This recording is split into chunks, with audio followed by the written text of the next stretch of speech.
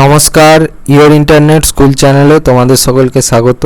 তো আজকে আমরা তোমাদের ক্লাস 9-এর ইতিহাসের দ্বিতীয় পর্যায়ক্রমিক মূল্যায়নের রায় ও মার্টিন কোশ্চেন ব্যাংক অনুসারে মডেল সেট 1-এর প্রশ্নগুলোর সমাধান করব।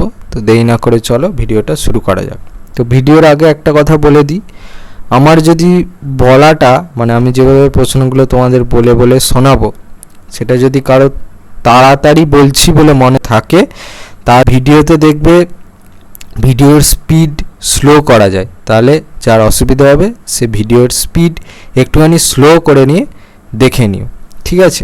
কারণ অনেকে আমি যেভাবে বলছি এটাই অনেকে পছন্দ করে, এই রকম স্পিডটা, তাদের কাছে জিনিসটা অসুবিধে হয়ে যাবে।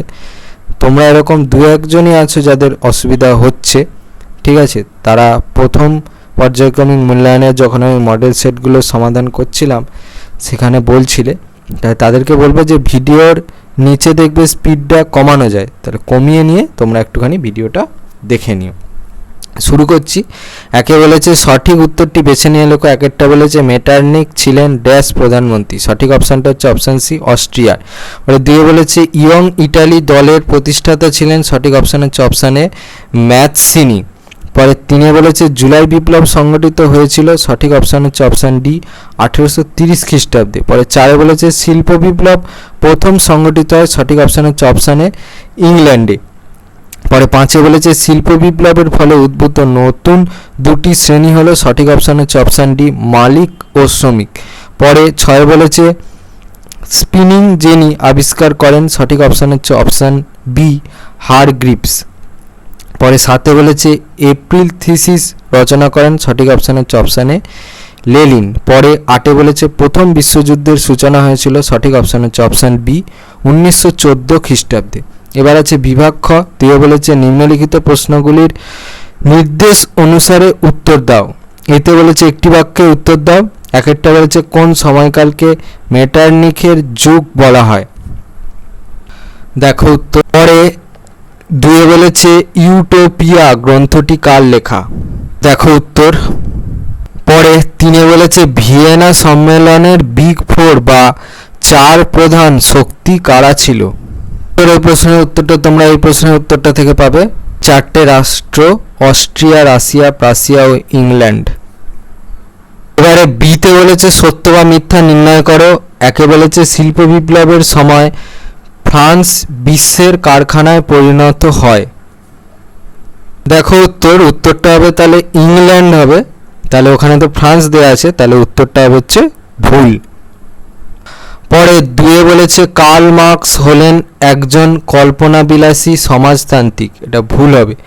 পরে তিনেরটা বলেছে 1929 খ্রিস্টাব্দে ইউরোপে মহামন্দা দেখা দেয়, এটা ঠিক হবে। পরে সিতে বলেছে নিম্নলিখিত বিবৃতিগুলির সঠিক ব্যাখ্যা নির্বাচন করো। একেরটা বলেছে বিবৃতি ঘেঁটো ছিল মূলত শহরের সবচেয়ে গরিব ও দুর্দশাগ্রস্ত অঞ্চল। ব্যাখ্যা একে বলেছে এখানে কর্মচ্যুত বেকার শ্রমিকদের বাসভূমি নির্দিষ্ট হয়েছিল। ব্যাখ্যা দুয়ে বলেছে এখানে জেন্ট্রি শ্রেণীর বসবাস ছিল। ব্যাখ্যা তিনে বলেছে এখানে সাধারণ শহুরে দরিদ্র শ্রমিকদের বসবাস ছিল। সঠিক ব্যাখ্যা হবে ব্যাখ্যা নাম্বার 3।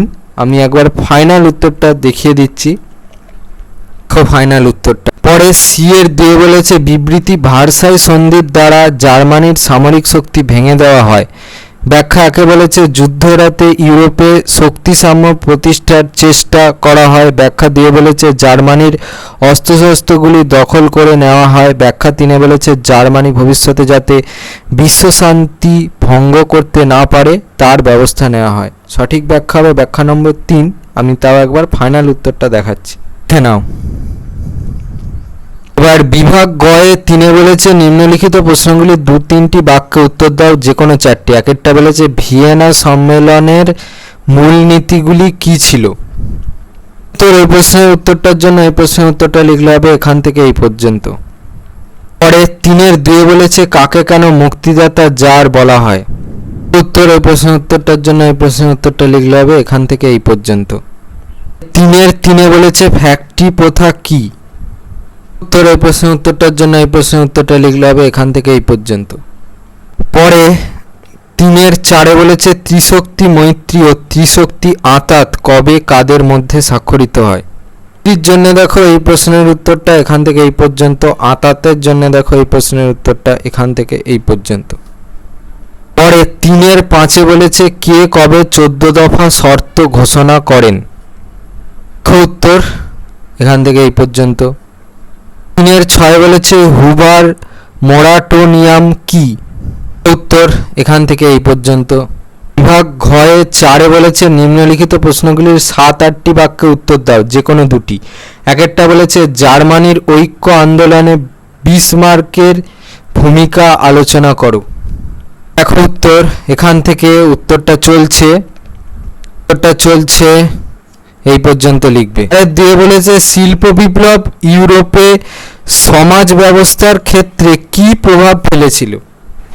ওই প্রশ্নের উত্তরটার জন্য এই প্রশ্নের উত্তরটা লিখলে হবে, এখান থেকে উত্তরটা চলছে এই পর্যন্ত লিখবে। 4-এর 3-এ বলেছে টিকা লেখো অর্থনৈতিক মহামন্দা, যেটা হয়েছিল 1929 খ্রিস্টাব্দে। উত্তর এখান থেকে উত্তরটা চলছে এই হুবার মোরাটোনিয়াম, এটা লিখতে হবে না, ঠিক আছে। উত্তরটা চলছে পর্যন্ত লিখ। বিভাগ উঙতে বলেছে 5-এ 15-16টি বাক্যে উত্তর দাও, যে কোনো একটি। একটা বলেছে ইংল্যান্ডে সর্বপ্রথম শিল্প বিপ্লব হওয়ার কারণ কি ছিল।